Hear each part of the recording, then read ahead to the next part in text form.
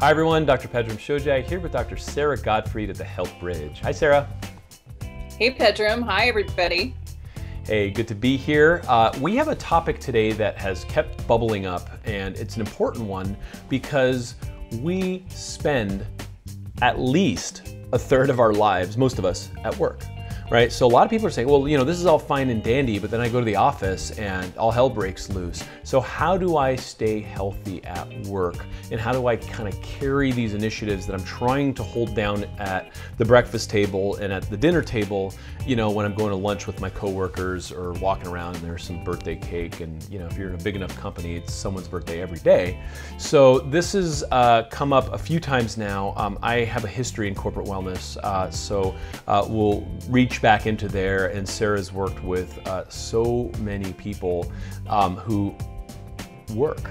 Right? Here's the thing, is we're always dealing with people who are parked in corporations or cubicle farms or everything and are trying to make do. And so next time a flu comes by or some bug comes by, everyone gets subjected to it because work and epidemiology are really kind of lined up in a lot of ways. And so I'm sure you've seen tons of this, Sara. Oh, I've definitely seen it. I feel like, what I hear from my patients, I've been seeing patients for 20 years now. They often tell me, I've got such good willpower, such good intentions. I start the day so powerful.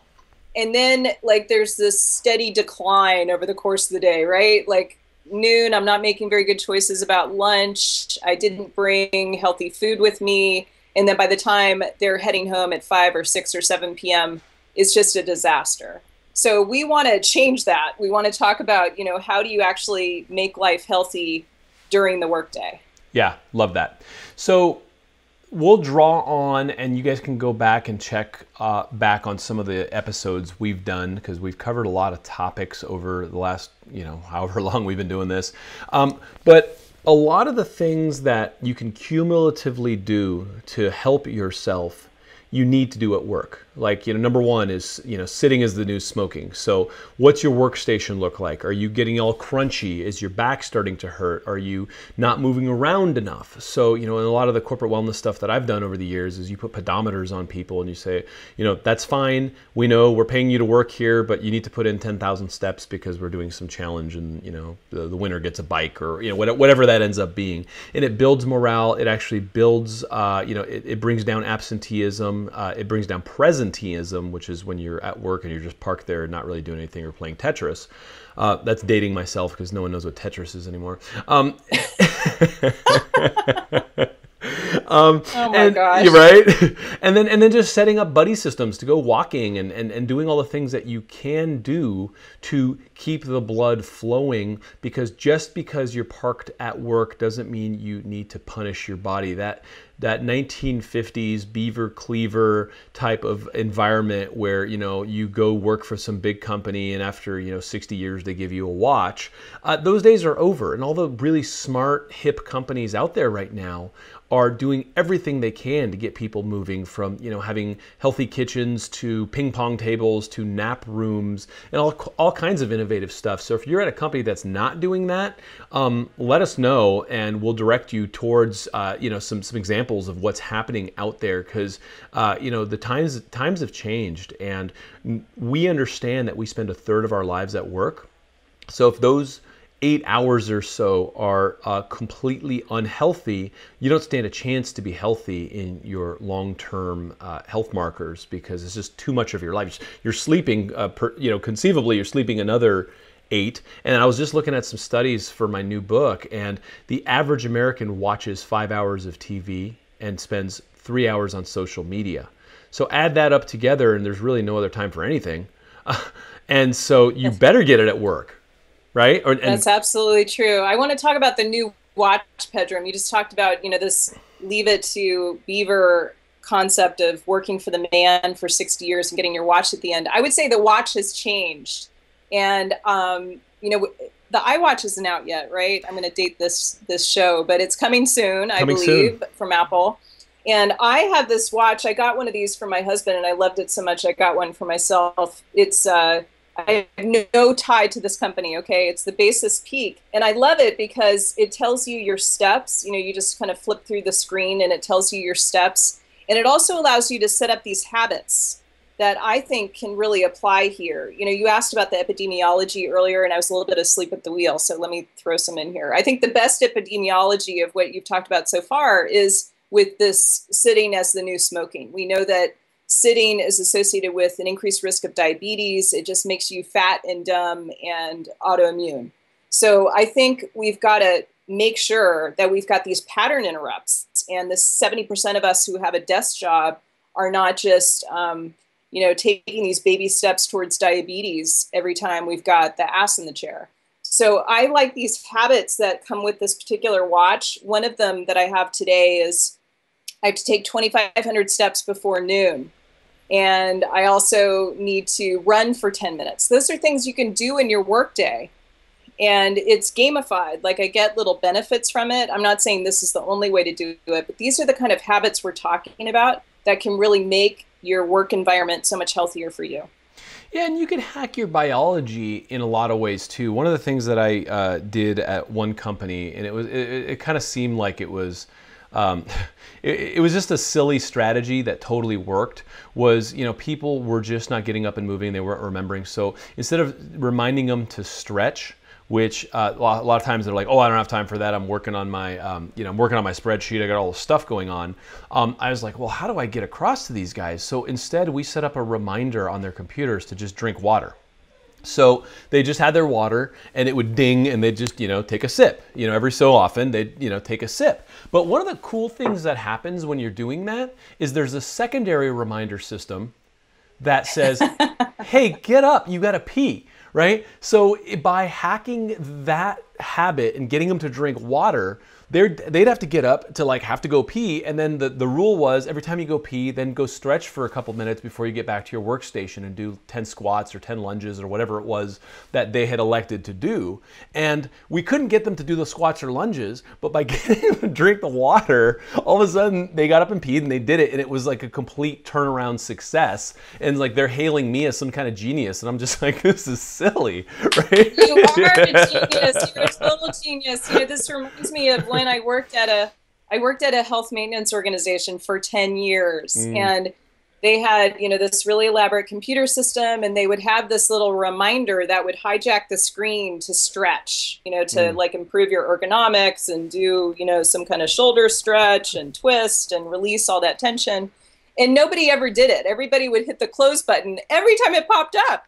Yeah. And so you're absolutely right. Remind people to drink fluids. We should be doing this while we're filming the show. Totally. Yeah, so that you're peeing and you're getting up and you're getting active. And then, once that's happening, you can have that whole, cascade of beautifulness of also doing a wall sit or maybe 20 push-ups or swinging a kettlebell, which I always keep by my desk.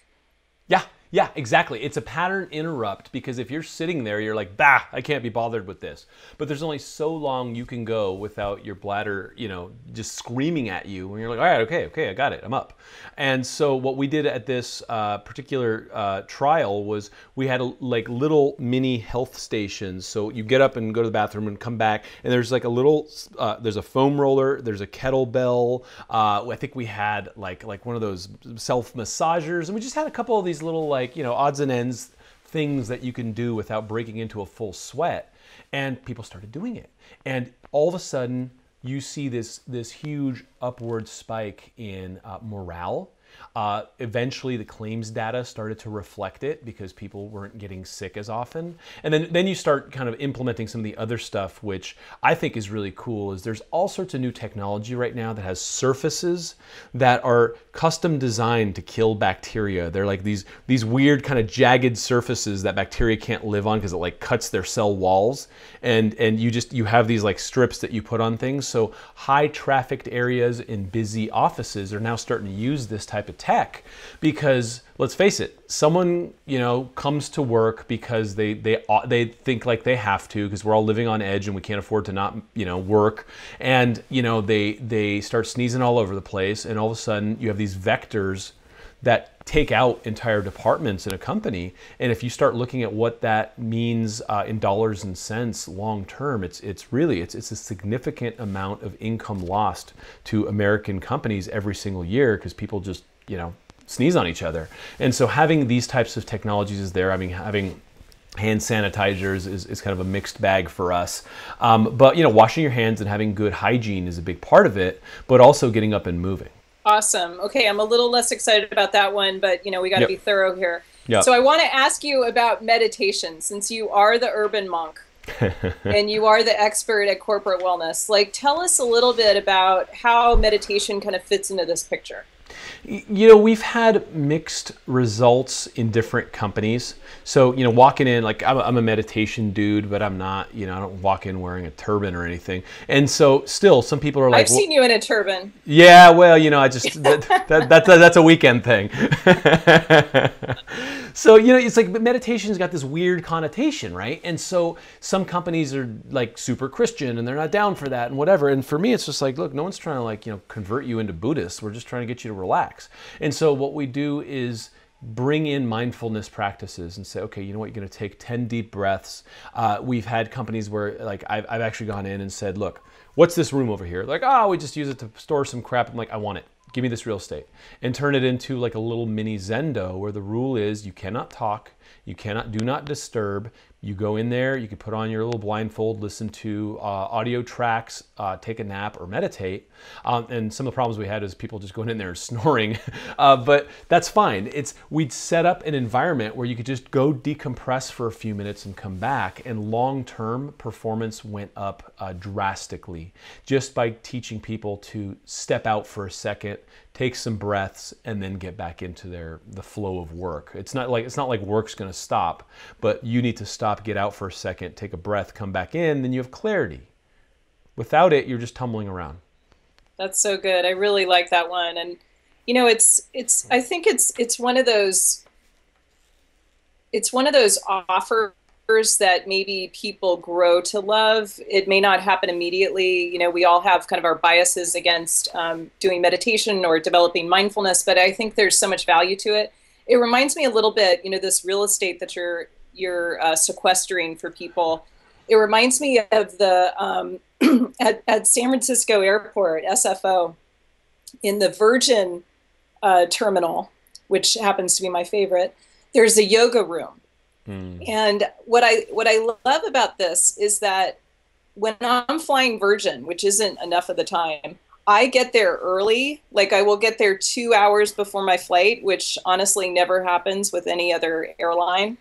And I will go, do a 20-minute yoga practice. Now, there's lots of people that are in the yoga room rearranging the stuff in their suitcase and not practicing yoga and not practicing mindfulness. But I think there's something about having that availability in the back of your mind that starts to change your habit. It starts to, kind of invoke this call to action that I think is so important, just to kind of save that sacred space in your work environment or at the airport. So if you're listening to this and you're a boss type, you have to understand that people need permission, because mixed messaging is a big thing in corporate wellness. And so you can say, oh, well, we honor all this stuff. And then when someone's up stretching, you kind of walk by and give them a tisk and you're like, hey, what are you doing, man? Get back to your desk, right? So it has to be built into the culture, and it has to be a top-down directive where people understand that they have the permission and it's encouraged. And then you have to have the foresight to understand that this is going to pay off in the long run. But yeah, you might lose half an hour of productivity right now because they're just like, they had to walk away, but that's going to keep them away from an early retirement or a work comp claim or whatever it is. So it requires a little bit of foresight, and it requires a little bit of cultural shift, because Virgin, that came from the top, right? And now it's like, here you are as a fan, right, of their airline, because what they did is they created a sacred space for you to be able to go do that, because let's face it, airports suck, right? And they've hacked into that and said, though, airports don't have to suck. Let's make, if you have hundreds of hours a month that you're spending going through airports because that's what you do, let's make this a positive experience. Right on. And it's, this principle that you talk about a lot of voting with your dollars. It's a little bit off from the corporate wellness concept, but this idea that I'm going to fly Virgin whenever I can, because I get the yoga room and I also get this unbelievably healthy organic food that they happen to have in the Virgin terminal. The other airlines don't have that. And so this is one of those places where you can vote with your money and where you spend it. Love that. So back to corporate wellness. Yeah, we got just a couple things, drinking the water we talked about, avoiding the candy at the coworker's desk, it's the birthday cake, that is a very difficult thing to do if you're not managing your blood sugar well and you're not at ease psychologically. So if you're just anxious or bored or just kind of out of your alpha, like kind of A mind, and are just stumbling around, wondering how it's only Tuesday, you're much more likely to reach for the candy than if you're doing your squats, stretching, looking at what you need to get done today, and kind of moving yourself along. So being in a humdrum reality also leads to making bad decisions. So part of it is just kind of waking up and staying awake, because when you're in zombie mind, you start eating those foods. And one of the ways to hack your way out of that, because you could say, okay, that's great, but I'm suffering just to get to work today, is making sure you pack healthy snacks, right? And we just did a show on intermittent fasting. That's not for everybody, right? And some people need to keep their blood sugar stable with things that aren't sugar spikes. And so, what do you carry around as snacks, Sarah? I'm not a big snacker because I have had a problem with leptin resistance in the past. We should maybe do a show on leptin, and it's the hunger hormone. And so snacking can actually jack up your leptin. So I'm not a big snacker. What I do instead is I eat really pretty regular in terms of my meals. So my breakfast is usually around 8. My lunch is usually around 1. My dinner is usually around 6, a little bit earlier if I'm doing intermittent fasting. And I'm really careful about how I architect those meals. So when I was working for the man, as I did for 10 years out of medical school in my training, I would bring my leftovers from the night before. I always would make double in terms of the dinners for my family at night. And then I would bring those leftovers. I'd eat them for breakfast sometimes. I'd eat them for lunch. And I think, this point that you made about being able to bypass the candy, I think women might be a little more sensitive to the call of candy, the lure of candy, than men. We know this from looking at food addiction studies that women have about double the rates that men do. But when you have a really beautiful meal, say you have what I have for lunch today, which is a kale salad and some roasted chicken, I'm so excited about it. When you have something so nourishing that really feeds you and gives you that satiety, that sense of satisfaction, the call of the candy just isn't going to have the impact. It's going to be like, you've got your shield and it's going to get deflected. So that's an example of what I do. I use my bars as a snack. I think having either a high protein snack, like if you have a sugar craving and there's some candy there and you want it, having a full glass of filtered water plus maybe 20 almonds or something made fat. I happen to eat one of my bars, which has fat and also a lot of fiber in it, usually 12 to 14 grams, and that just makes me feel really satisfied. So I'm more able to say no to the candy. How about you? What do you snack on? Normally almonds. I will have almonds around in little bags, almonds and cashews, just to have. I also am at a stage where I'm able to not snack as much because I took care of some of my reactive hypoglycemia. But almonds have always been great for me. One of the things that I also love having around is celery. And like a nut butter, because it satiates, and I just feel like I'm getting my fiber, I'm getting my water, and it's just a fun snack. So just having those, and even carrots, except it's a bit contentious, but having some carrots and celery for me has been fine. And I've even had like radishes in there. So, having a little bit of fat, having a little bit of protein. One of the things that I used to do all the time is just stock nitrite-free turkey in the fridge, and then just chew down on some turkey when I needed some protein. It was just lean, healthy protein. And if you need some fat, you just throw some on there, or, literally just melt some butter or whatever. And so that's been kind of my thing. If you are in a work environment where it's like, here's the company fridge, then you work around that, right? So you have your little celery sticks and you have your trail mix in your desk and stuff. Just make sure a lot of the trail mix is like sugar bombed.